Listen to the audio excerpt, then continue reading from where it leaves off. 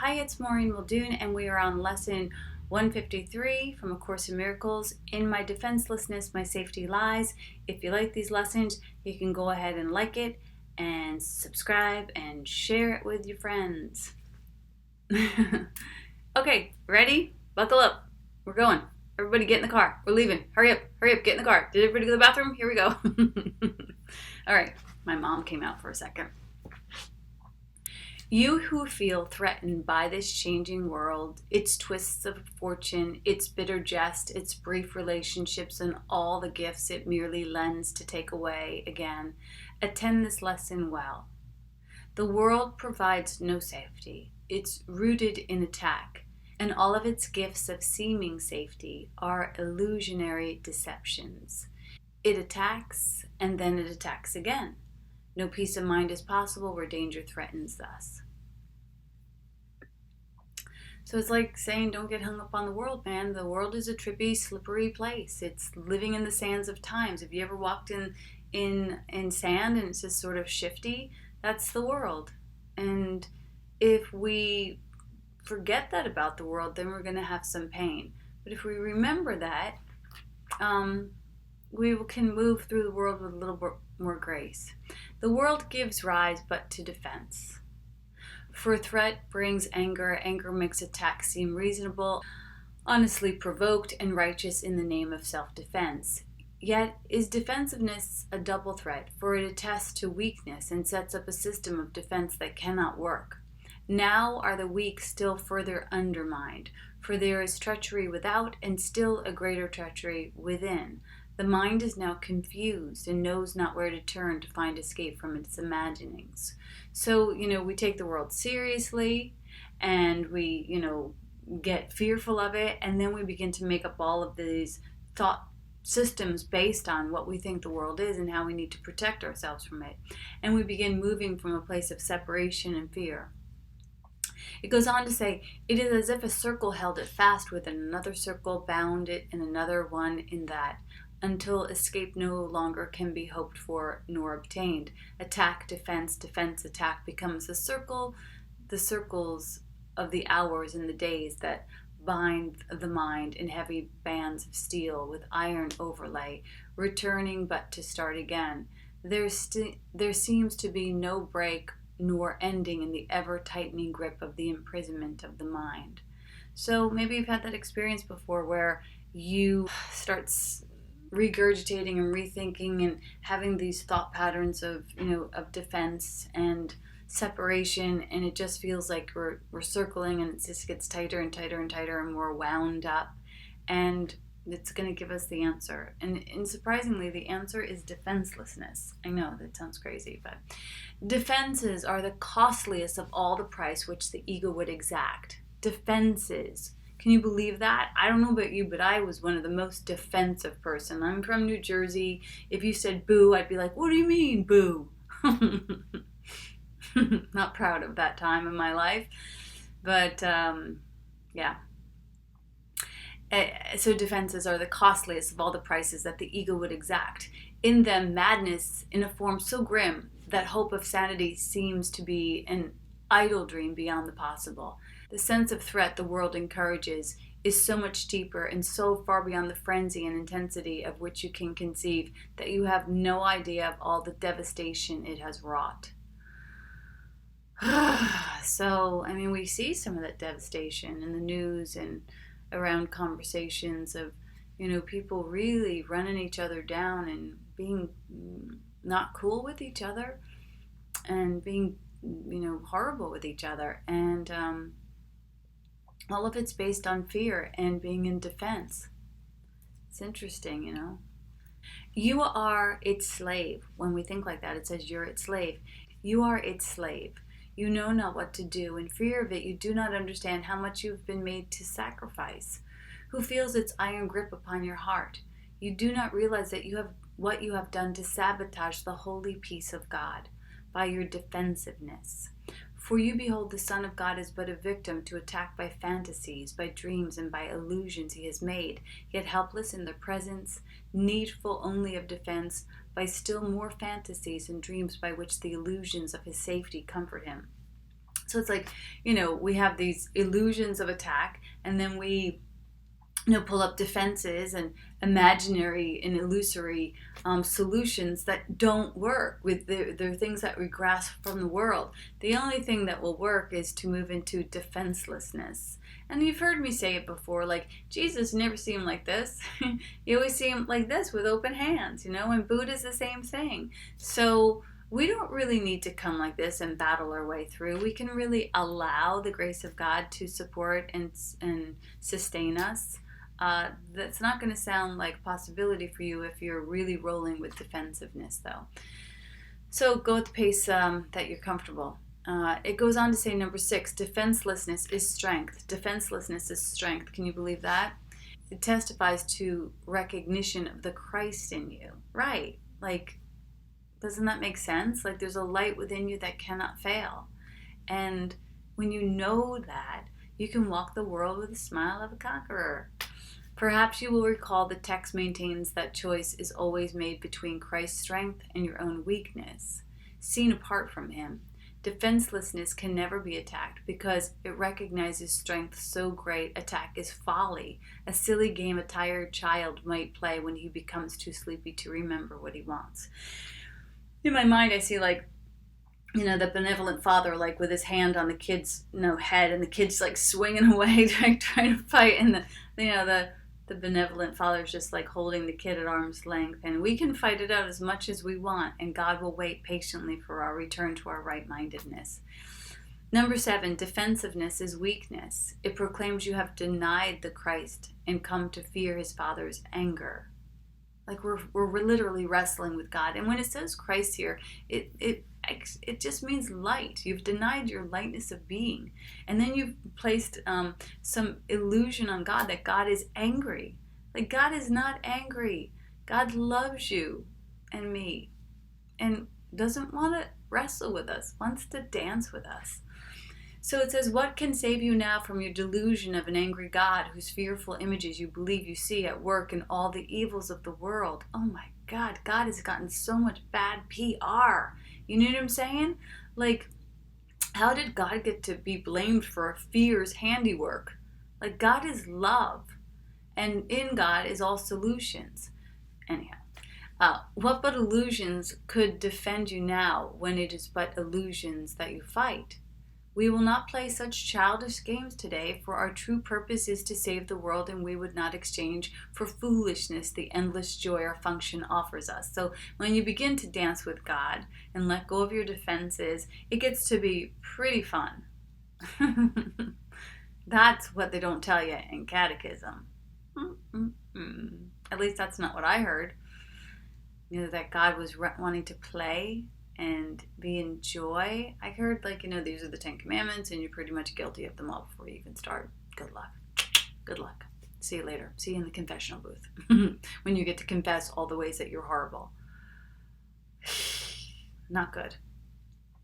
Perfect plan of the ego, though. Perfect plan of fear. To create a mass conscious agreement that we're guilty children. Beautiful way to be able to control people. So well done. Well done to all the religions of the world that used fear in the name of God. I mean, in regards to the ego, it's brilliant, but in regards to love, it's done so much damage. So, anywho, we would not let our happiness slip by because a fragment of a senseless dream happened to cross our mind, and we mistook the figures in it for the Son of God. A teeny instant for eternity. A teeny instant for eternity. So, are things going to pass by us that are going to invoke some fear or some agitation? Yes. And as long as we grab them and cling to them, we can hold on to this broken idea of ourselves. But when we're ready to live in a detached way, we can just let it pass. Like, this too shall pass, and this too shall pass, and this too shall pass, and this too shall pass. We look past dreams today. See? Number 9. We look past dreams today and recognize that we need no defense because we were created unassailable, without all thought or wish or dream in which attack has any meaning. Now we cannot fear, for we have left all fearful thoughts behind, and in defenselessness we stand secure, serenely certain of our safety now, sure of salvation, sure we will fulfill our chosen purpose as our ministry extends its holy blessing through the world. That is the most beautiful thing. Let's read it again. Now we cannot fear, for we have left all fearful thoughts behind, and in defenselessness we stand secure, serenely certain of our safety now, sure of salvation, sure we will fulfill our chosen purpose as our ministry extends its holy blessing through the world. Ah. I mean, that's what we came for, man. That's what we came for. It says, be still a moment and in silence think how holy is your purpose. Be still a moment and in silence think how holy is your purpose. Be still a moment and in silence think how holy is your purpose. How sure, how secure you rest, untouchable within its light. God's ministers have chosen that the truth be with them. Who is holier than they? Not that it's a contest. It's just saying, like, when you roll like this, you're going to have a holy experience, because there's not going to be you and something else. You're going to be at one with everything and in harmony with all things. Who could be surer that his happiness is guaranteed? And who could be more mightily protected? What defense could possibly be needed by the ones who are among the chosen ones of God, by his election and their own? So who's chosen by God? Everyone. Who gets to be the ministers of God? Anyone who chooses back. So God already chose you. You get to choose back. That's all. Not some special function. It's not like some hierarchy. It goes on to say, it is the function of God's ministers to help their brothers choose as they have done. God has elected all, but few have come to realize his will is but their own. And while you fail to reach what you have learned, salvation waits and darkness holds the world in grim imprisonment. So it goes on to say, nor will you learn that light has come to you and your escape has been accomplished. For you will not see the light until you offer it to your brothers and they take it from your hands. So will you recognize it as your own. So it's nodding its head in this lesson to the idea that an idea shared is strengthened, and that in order to maintain something, you have to give it away. That's something in the 12-step program also. The Course says, in order to have all, give all to all. I mean, it really is about like sharing, not about proselytizing and not about promoting, but just like share it if you like. It strengthens it for you. You've probably been sharing it already. And it comes out in the perfect way for your vernacular and for your situations. And it might not even sound like Course material, but the content of it is love. So you've probably been experiencing yourself, if you're on lesson 150, whatever we're on right now, you've worked through these lessons so far, you're probably noticing where you're finding you have some grasp of these concepts, and in the grasping of the concepts you're able to share them. Salvation can be thought of as a game that happy children play. It was designed by one who loves his children and who would replace their fearful toys with joyful games, which teaches them that the game of fear is gone. His game instructs in happiness, because there is no loser. Everyone who plays must win, and in his winning is the gain to everyone insured. The game of fear is gladly laid aside when children come to see the benefits salvation bring.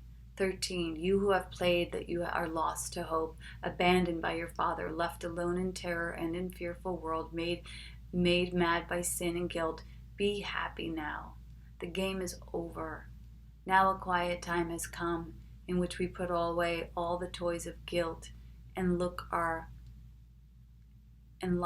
quaint and childish thoughts of sin forever from the pure and holy mind of heaven's children and the Son of God. So it's like, wash your hands of all that crazy thinking, like, you are loved, you are love, you are lovable, you're here for love. And that's a happy game that we all get to play together where everybody wins.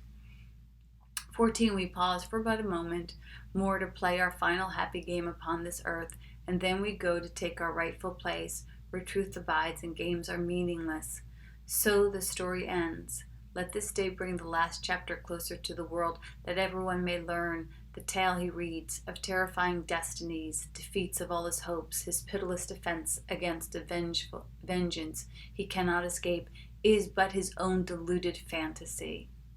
God's ministers have come to waken him from the dark dreams the story has evoked in his confused, bewildered memory of this distorted tale. God's son can smile at last and learn that it is not true. It's good news, man. I mean, it's good news, that all of the pain, suffering, stagnation, scarcity was written by my pen, not by God's pen. So I get to relinquish my scripts and lean into the love of God. Today we practice in a form we will maintain for quite a while. We will begin each day by giving our attention to the daily thought as long as possible. 5 minutes now becomes the least we give to preparation for a day in which salvation is the only goal we have. 10 would be better, 15 better still. And as distractions cease to arise to turn us from our purpose, we will find that half hour is too short a time to spend with God. Nor will we willingly give less at night in gratitude and joy. So think about that. It's saying right now my meditation practice looks like 20 minutes a day. I want to move into 2 times 20 minutes. And then it's saying pretty soon you're going to be up to a half hour and you're going to feel I do know, and probably you do too, the more we meditate, the more we're God, that was a good use of my time. So I should give me a double next time. 16. Each hour adds to our increasing peace as we remember to be faithful to the will we share with God. At times, perhaps a minute, even less, will be the most that we can offer as the hour strikes. Sometimes we will forget. At other times, the business of the world will close in on us, and we will be unable to withdraw a little while and turn our thoughts to God. So it's saying, just do the best you can. Do the best you can. Yet when we can, we will observe our trust as ministers of God in hourly remembrance of our mission and his love, and we will quietly sit by and wait on him and listen to his voice and learn what he would have us do the hour that is yet to come, while thanking him for all the gifts he gave us in the one gone by. In time and with practice, we will cease to think of him and hear his loving voice guiding your footsteps in quiet ways where you will walk in true defenselessness, for you will know that heaven goes with you.